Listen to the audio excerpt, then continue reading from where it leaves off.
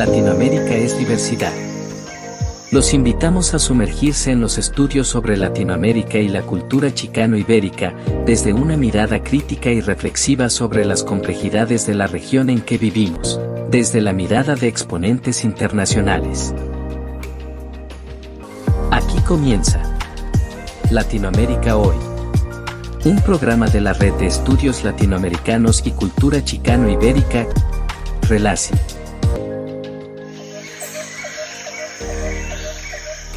It's my pleasure to be here with you, and now we are broadcasting this program from Guadalajara and also in India, and I am really pleased to introduce Arka Chattopadhyay. If I am not, I'm really sorry for the pronunciation of your last name, dear Arka. And he is in India, and he is a really great thinker. We are going to introduce a little bit this program and talking about with Arka. And this program will be focused about thinking three topics. The first one is going to be dedicated to think which are the imprompts that Freud and Lacan gave to the culture. The second one is going to be related with the implications of psychoanalysis with other disciplines like literature and philosophy. And the third one is going to introduce, after these two topics, talking about the Slovenian school, the so-called Slovenian school, and the most known figure is Slavoj Žižek, but it's not the only one. It's one of many branches related, or it's kind of a net of thinking, and it's really important and really interesting to know the point of view of Arka, who is dedicated not only to think about these thinkers, but he's involved of this in this atmosphere and in this way of thinking. He's very close to them, and that's why we want to make this interview to this great thinker in India. Arka, please feel welcome to this program. Welcome to this welcome to this chance to tell us and to get approach us to these important thinkers and also to this important way of think. And I thank you so much for your kindness and your generosity. And please welcome to this program, Arka. Thank you so much, Esteban. That's an extremely kind and generous introduction, and I'm really looking forward to this conversation. Thank you so much, Arka. So if you agree, we can start with this, and we can start talking about, for example, in your consideration, which are the imprompts of Freud and Lacan to the culture? What do you think that they gave and they are giving yet to the culture, despite they are psychoanalysts, but what they are they create to the culture? Yeah, no, that's a great question and a great point. So perhaps to begin with Freud, and we can then start talking about Lacan.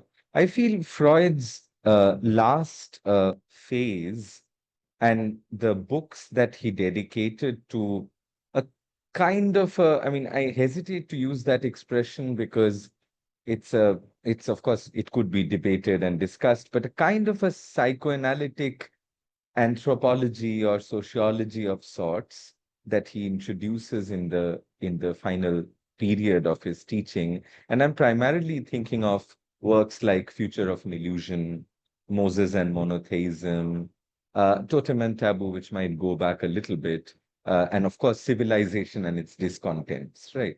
So in these works, I think Freud is, and most forcefully perhaps in Civilization and its Discontents, he's almost talking about a civilizational logic of repression. So it's not just an individual process. Repression doesn't remain just an individual process Of course, he always had an idea of group psychology and a group mind, so to speak. But I think in this last phase of his works, we see Freud approach questions of religion, questions of culture through a certain psychoanalytic logic, also mythology, if you like, and how cultures of sexuality prevail in certain mythical ways. I mean, of course, the obvious example that I'm thinking of here is totem and taboo and the myth of the primal horde and so on. So I think Freud's own venture into social, cultural, political issues in this final phase, especially issues like the Unbehagen or whatever, the discontents of civilization, and the idea of religion as almost a kind of, it's a bit complicated to say it's a necessary illusion, but I'm thinking of the way later on someone like Lacan would talk about religion like a symptom, and symptom in that double sense. It's not just a symptom in a very negative and flatly negative sense. It's also a symptom that can bind people's subjectivities. So it's a sort of a binding symptom or a symptom, as the more technical word would go. Now, so that's Freud in a very short sort of summary of things. With Lacan, I feel perhaps it's not so focused on one particular phase of his teaching. What he gives to culture, to respond to your question, or what he gives to other disciplines like, of course, social, cultural, political analysis, but also philosophy, art. It's almost scattered through his career. And it's not that he only comes to it at the end, as I was saying with Freud. So, for example, if we look at more specifically, what I find very interesting is the fact that, like Freud, Lacan, who was also a psychiatrist to start with, a medical doctor, a psychiatrist, one of the ways in which he turned towards psychoanalysis, if we notice, is actually through literature. I mean, not only through literature, but also through literature, in the sense that he got involved with the surrealists. And he was writing those experiments down in Minotaur. Some of his earliest works are these essays where he's not transcribing, but he's writing about those experiments that surrealists were doing. So he had that association with surrealism, a French literary movement in modernism. And that was one of the conduits or one of the channels through which he sort of moved a little bit away from psychiatry and towards psychoanalysis. And eventually, as we know, he became quite resistant towards psychiatry, almost anti-psychiatric, right, in a certain sense. So maybe we could discuss, of course, in more detail if you have specific questions, but I was thinking maybe these are the prompts to start with, but I'm sure you would have more pointed questions about this. Yeah. Yeah, you are really clear with this. And of course, it's really important. And also, perhaps, for example, just to say that Freud and Lacan, um, I want to say also by using the word that you gave us, talking about, for example, Lacan. But one very interesting thing that we have, for example, in Latin America, not only in Latin America, but here in Latin America, is that, for example, Freud could be the first name and Lacan the last name. It's really interesting because it tries to banish the differences between Freud and Lacan. This is a perspective to think psychoanalysis, but I think this is not the only one. We have another things to discuss it. But you are really clear by taking this, for example, last period in Freud, talking about, well, a kind of previous period with Totem and Taboo. It's really in the middle before, for example, the metapsychology writings talking about it, and after that we have the discussion, yeah, with civilization and its discounts, and of course, scheme of psychoanalysis, among other writings, and also talking about, for example, with Lacan, and talking about, for example, culture in this perspective, and also with this direction. Do you consider, Arka, that in this case, for example, with Freud and after with Lacan, the other disciplines give tools or perspectives to them to create, in fact, what psychoanalysis is? And just let me ask you the other side of the coin.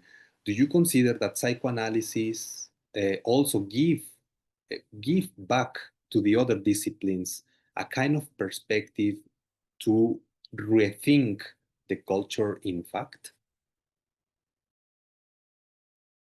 Yeah, no, that's great. Okay. So, in fact, just to maybe make one more point about, and it is related to your question, Esteban. Thank you for this. So, I was maybe something that I should have said but didn't in the response to your first question was that with Lacan, I feel the emphasis on culture also becomes quite strong because unlike Freud, he theorizes the medium of psychoanalysis, that is to say, language, right?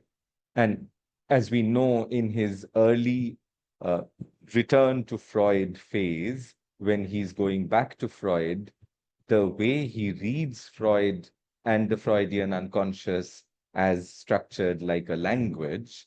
Now, this whole idea of looking at the unconscious, at least in a sort of analogy with language, where the structure of the unconscious is like that of language, I think that's what brings culture into question, because language is the carrier of culture, right? Whatever be the language we are speaking, of course, for someone who speaks multiple languages, the cultural complexities might be different. I'm not saying more or less, but might be different. But there is a way in which language, I feel, is the vehicle that carries culture. And by focusing so much on language, Lacan also brings in this cultural angle quite strongly into psychoanalysis, perhaps in a different way from that of Freud. So that's one more thing that I wanted to add. And to now respond to your question and the two sides of the coin, right? What does psychoanalysis give to these other disciplines, and what do these other disciplines give back, if at all, right? So one thing that I find very interesting to talk about how psychoanalysts use other disciplines or invoke other disciplines, if we think about it. One of the things that I find very interesting, and of course, this is a very it has become a bit of a truism with Freud. This sentence that, when Freud says, wherever I go, I feel a poet has already been there. Uh, I, I think it's a new place I have ventured into, but a poet has already been there. So I think Freud and Lacan, both of them, had a lot of respect for arts in general, art, not just literature, but art in general, be it painting, music, uh, literature, of course.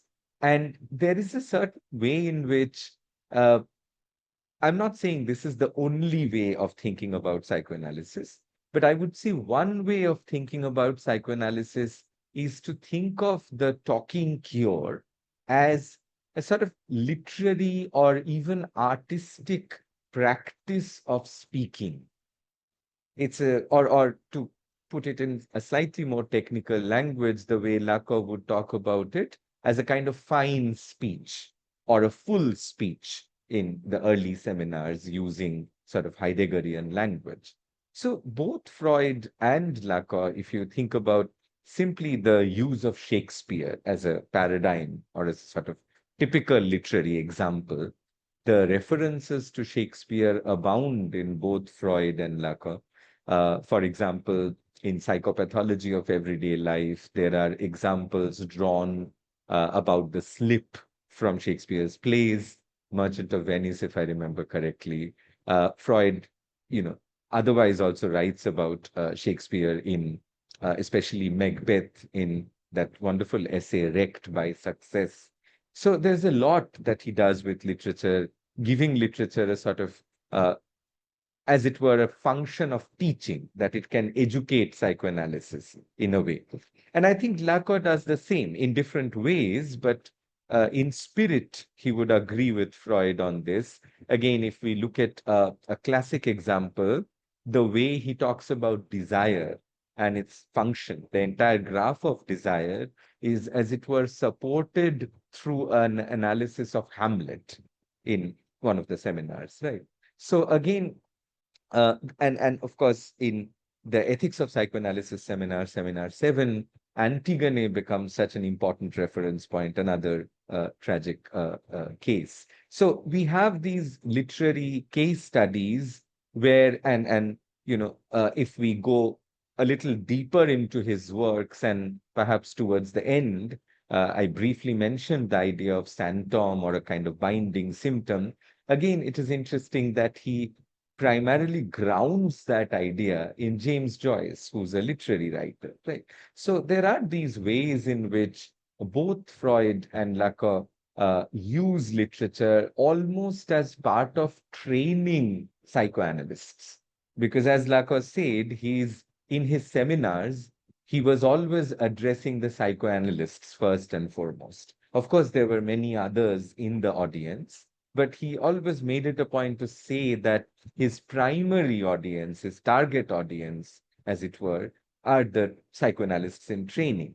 So that's one. And to now go back to the other part of your question and the other side of the coin, and literature is just an example. Of course, one could talk about the way Freud uses philosophy, for example, Schopenhauer, Kant, or where the way Lacan uses philosophy, perhaps a greater diversity of philosophers, starting all the way from Plato, Aristotle, Socrates, and to his contemporaries like Heidegger and Wittgenstein and many other 20th century philosophers too. So philosophy, and also perhaps with Lacan, not so much with Freud, but the way he uses mathematics throughout, but very strongly the use of geometry in the later works, the whole idea of the Borromean clinic, in a way, comes from a mathematical formalization.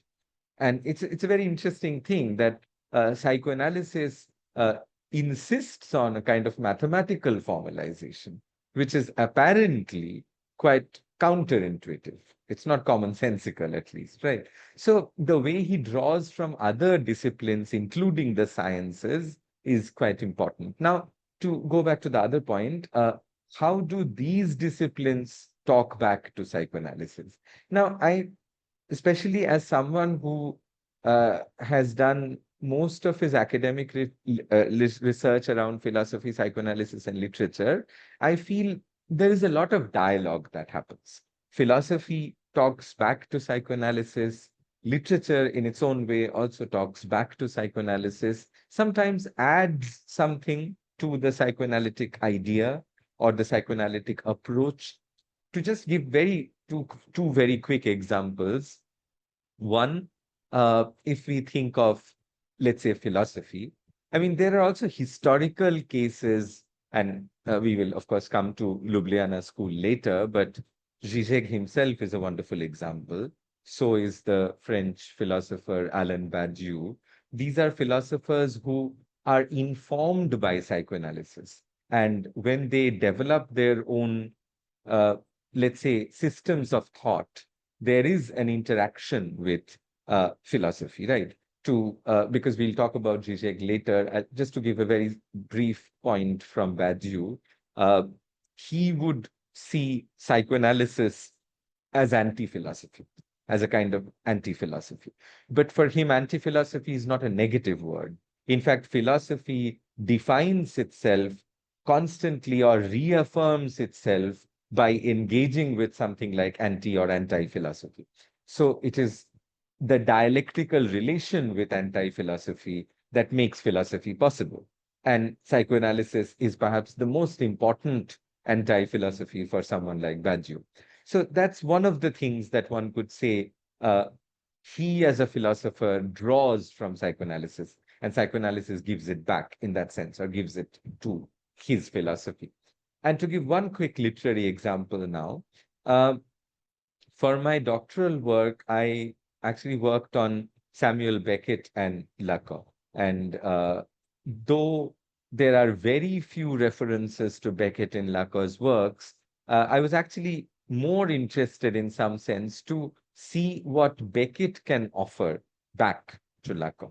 And in this sort of bit of an adventure, if you like, a theoretical adventure, one of the things that I could think of eventually reading, especially the later texts of Beckett, is that, the mathematical formalization that Lacan talks about, we have a lot of that in Beckett too, from the end of literature.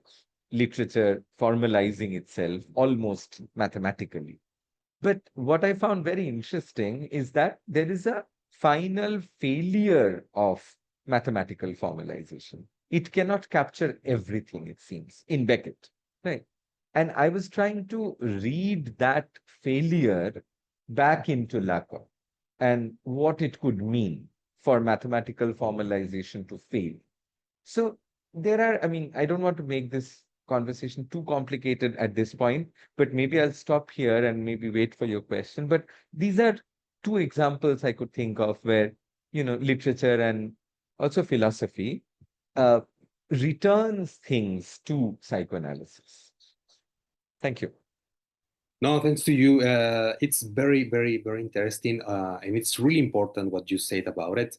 And also, I am really glad that you talk about, for example, your doctoral work.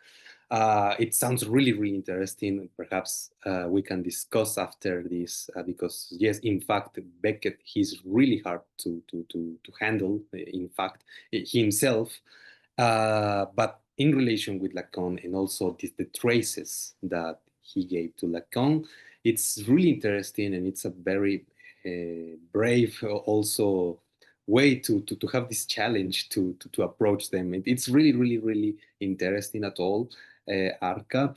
And I would like to establish one question. Perhaps this is really, really, how can I say? It could be known like simple question, but with the things that you were saying and before talking about, for example, the symptom about it, I would like to ask you if you consider that, for example, this not made by literature, philosophy, and psychoanalysis. We have another disciplines, as you say, for example, math and many other artistic perspectives, and so on. But do you consider that this not made by these three disciplines is a symptom of the 21st century, that thinkers need to be involved just to have a light into the culture, our culture? Or do you think that it's just kind of mainstream of thinking and it's not relevant in fact, but I mean, many thinkers use it just like a mainstream? Or yeah, I put these two perspectives just to think if this is a symptom, if this is just like a mainstream, just like to say, okay, perhaps it's just like to be in this fashion, just to quote Lacan or Zizek or many others. Or which is your perspective, and not only like a thinker, but also by thinking that you are in India thinking this, and this is very important to think globally, this perspective at all. Yeah, no, thank you. That's a great question, but also a difficult question. Let me see how I can handle it. It's a fascinating formulation to think of literature, philosophy, and psychoanalysis as a knot. and that too as a symptomatic knot of the 21st century, as you were saying, or 21st century thinking, let's say.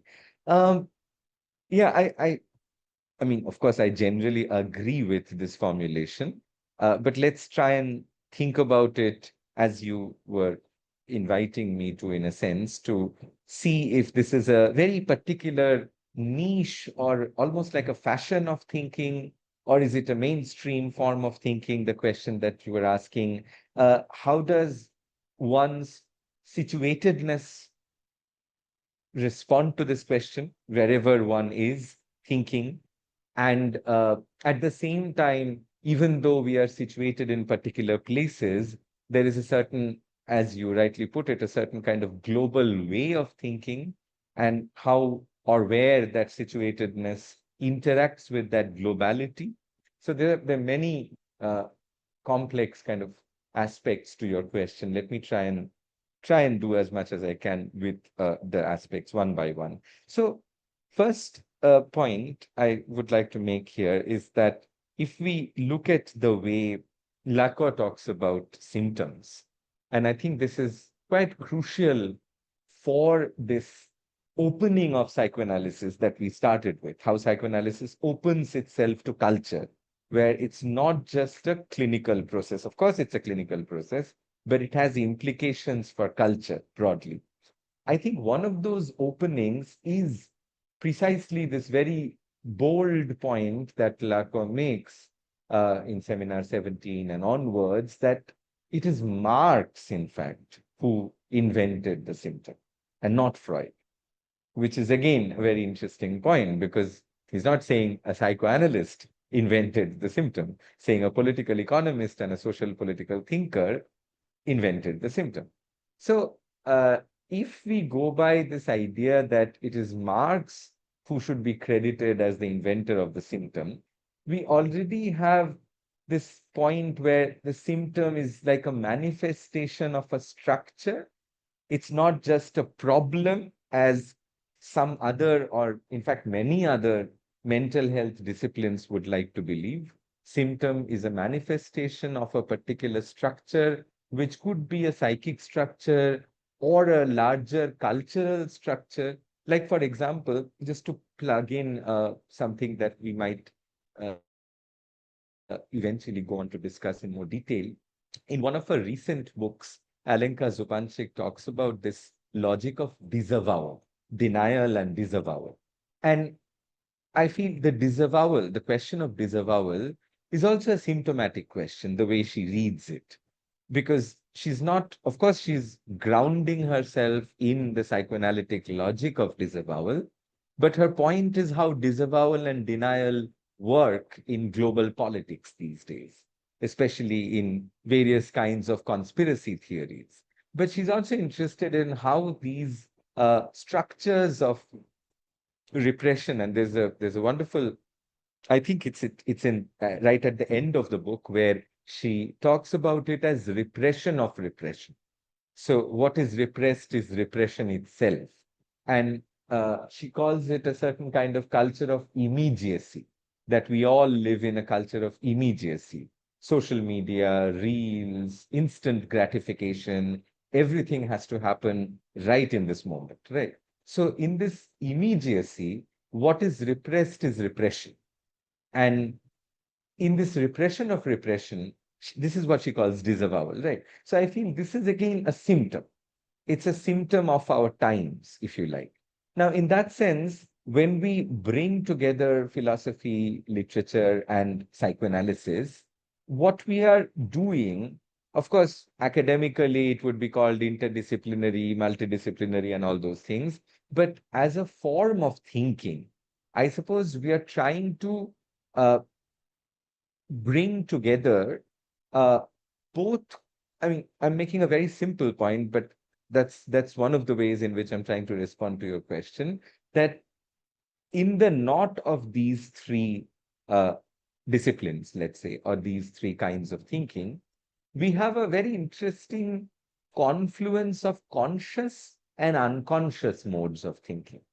Because philosophy, I mean, broadly speaking, would, as a discipline, engage more with conscious thinking, systematized thought, a very conscious structuring of thinking into a system, a philosophical system, right?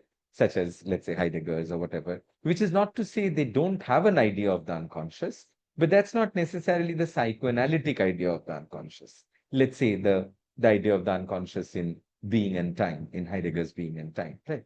So I feel when we bring these three things together, and also with literature or broadly speaking, art, we cannot reduce artistic or literary thinking to consciousness. There's something more than that in the creative process. I mean, if we ask an artist, why did you make this painting? Why did you make this sculpture? They often do not have a very conscious trigger point that they can pin down, because it's not possible to pin it down to a very specific conscious mode of thinking. I quite like once how Harold Pinter, a playwright, when he was asked about how you wrote, so I think the question was, how did you come to write this play called The Room?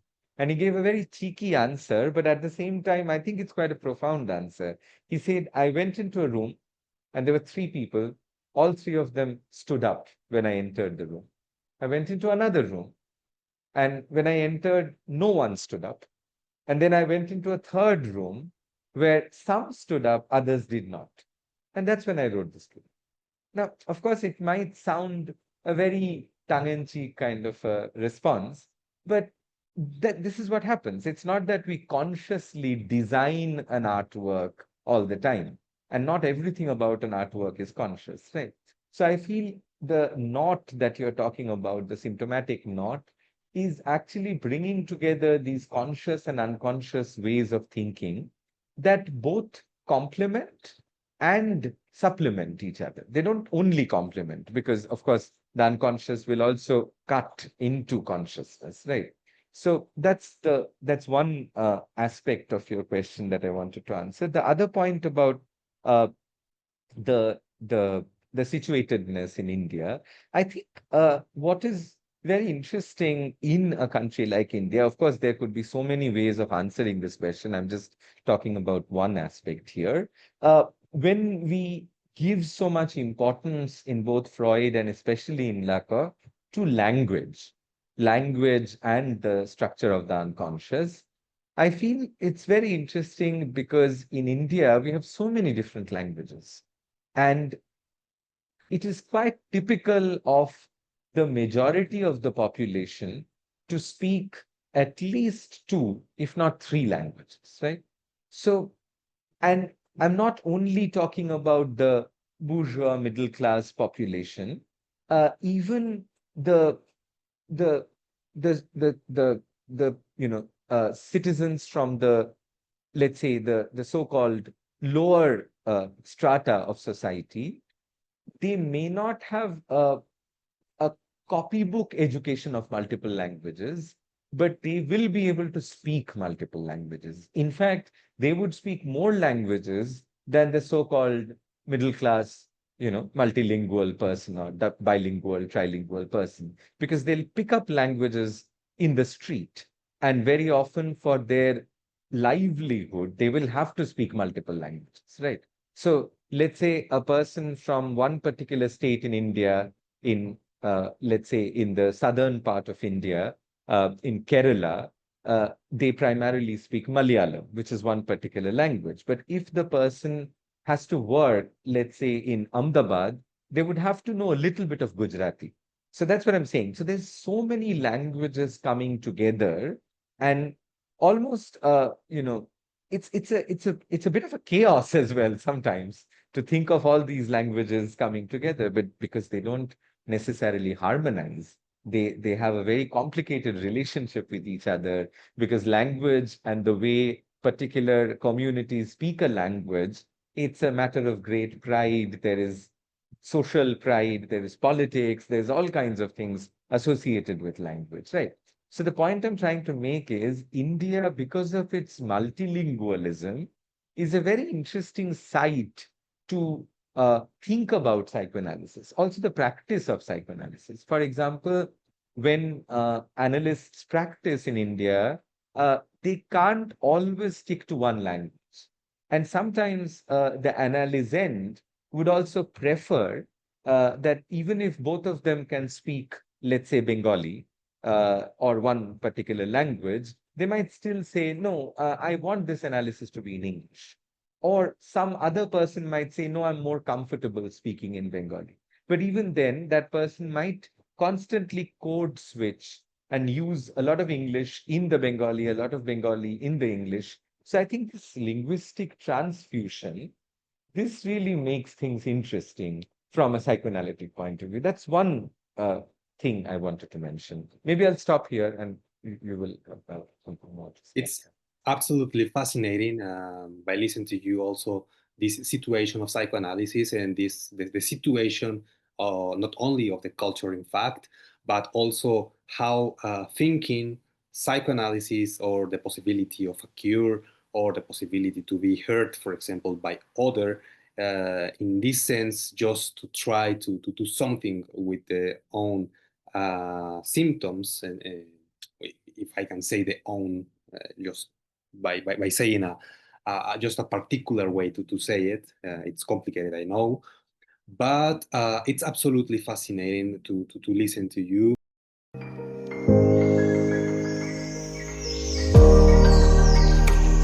Por 30 minutos.